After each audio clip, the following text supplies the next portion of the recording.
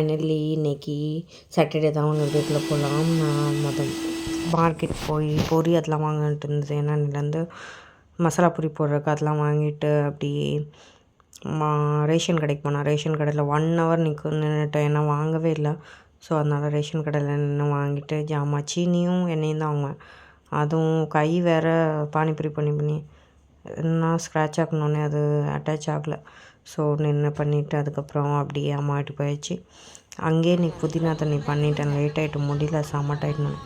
So அம்மா help பண்ணாங்க பண்ணிவிட்டு அதுக்கப்புறம் தம்பிக்கும் எனக்கும் ஊட்டி விட்டாங்க கை இதாக இருக்குன்னு. அப்புறம் நானும் வீட்டுக்கு வந்துட்டு டப்புன்னு எல்லா திங்ஸும் உப்பு வாங்காமல் வந்துட்டேன். ஸோ அதையும் வாங்கிட்டு அப்படியே நம்ம கடைக்கு போயிடுச்சு.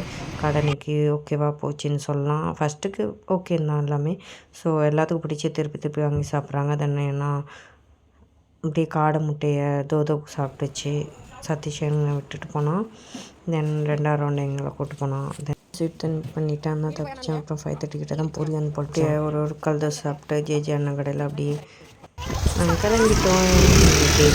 பிடிச்சிருந்தா லைக் பண்ணுங்கள், ஷேர் பண்ணுங்கள், ஃபாலோ பண்ணிக்கோங்க. தேங்க்ஸ் ஃபார் வாட்சிங். பாய். நெக்ஸ்ட் வீடியோ பார்க்கலாம்.